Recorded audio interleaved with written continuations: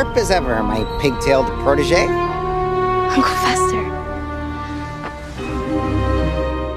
What if I told you there's a bald, bug-eyed man who can power a light bulb with his mouth, survive cannonball hits to the head, and relieve stress by squeezing his skull in a medieval screw press, and somehow he's still the most lovable member of the Addams family? Yep, we're talking about the one and only Uncle Fester, a human science experiment, a chaotic uncle, and possibly the weirdest superhero no one asked for. But where did he come from? How does his body even work? And why does he seem totally cool with electrocuting himself for fun? Welcome back to your nerdy show. I'm your host, Spoiler Master. Today we're diving deep into the outrageous origins, bizarre biology, and shockingly strange life of Uncle Fester. Buckle up, because this isn't just a family history, it's a full-blown freak show in the best way possible.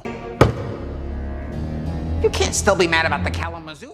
From sketch to screen, the birth of Uncle Fester. Uncle Fester wasn't always called Fester. In fact, when Charles Addams started drawing the Addams Family cartoons for The New Yorker, none of the characters had names. They were just weird little caricatures of an eccentric, morbid family. It wasn't until the 1964 TV sitcom that Charles Addams officially named them, and that's when Fester came to life. Fun fact, the name Fester literally means to rot or decay.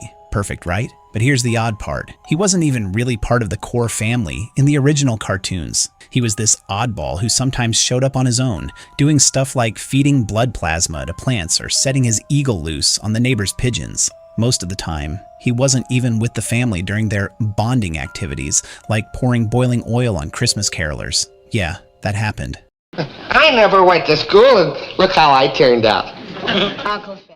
Family ties. So, whose uncle is he? Anyway, one of the most confusing things about Uncle Fester is his actual relation to the Addams family. In the 1960s sitcom, he's Morticia's uncle, her mom's brother. But then, in most other adaptations, including the movies and animated series, he's Gomez's older brother. That would make him Wednesday and Pugsley's uncle. There's no clear answer, and honestly, that's kind of the point. The Addams family thrives in mystery and contradiction. The only consistent thing is that no matter who he's related to, he's 100% Addams, through and through. I was thin then and I had hair.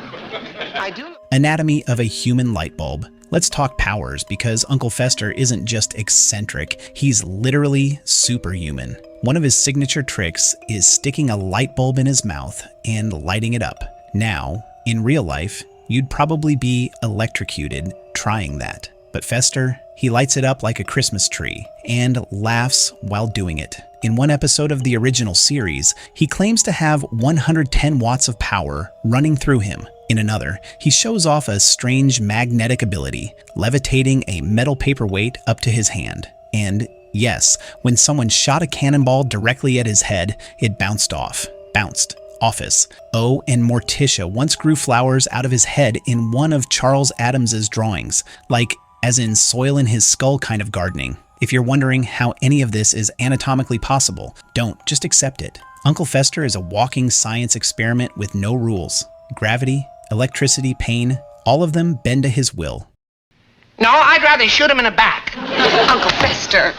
That is not the... He loves pain, a little too much. You know how some people like massages to relax? Uncle Fester puts his head in a medieval-style screw press to relieve his migraines. That's not a joke. That's canon. He tightens it until you'd think his skull would just pop like a watermelon, but no. Fester's totally into it. Sometimes it seems to help. Other times, he just does it for fun. Because pain isn't just something he tolerates. It's something he kinda enjoys. Remember, as for school, Fester once claimed he never went. But then again, he also said he failed recess 3 times. So, take that as you will. Later in life, he took correspondence courses in random subjects. That's probably how he got his fraternity paddle, another tool he once threatened to use on Wednesday. Not that he ever would. Fester is more bark than bite when it comes to family. Good joke, huh? Touch!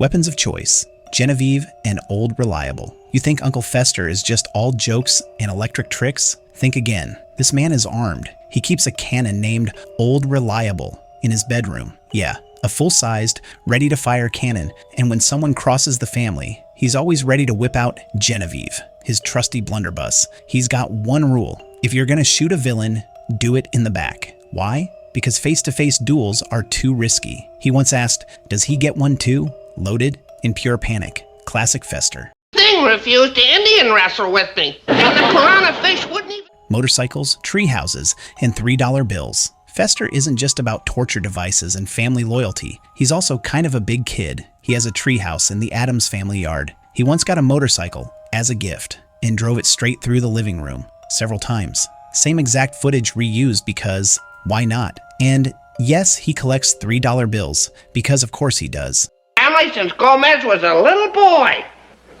So nice and gloomy. Wednesday's favorite Uncle Fast. Forward to the Wednesday series, and Uncle Fester makes a grand return. And boy, he hasn't changed much, except maybe his coat. In the Netflix show, he's got a gray wool full-length coat and a fedora. He's still bald, still creepy, but this time, he's lost a bit of weight. More importantly, he's now kind of a rogue. He shows up in episode 7, hiding from the law after robbing a bank and stealing a motorcycle. Where does he hide? In Eugene's beehive shed. Naturally, he also drops this nugget. He taught Wednesday her kung fu moves while he was imprisoned for 5 years in a Tibetan monastery. That's right, Uncle Fester went full monk mode and came back with martial arts skills. Fester also displays some serious stealth. He manages to sneak into Wednesday's dorm room without being seen and completely disappears before Marilyn Thornhill notices. That's some ninja-level shadow slipping. I found this nifty little safe.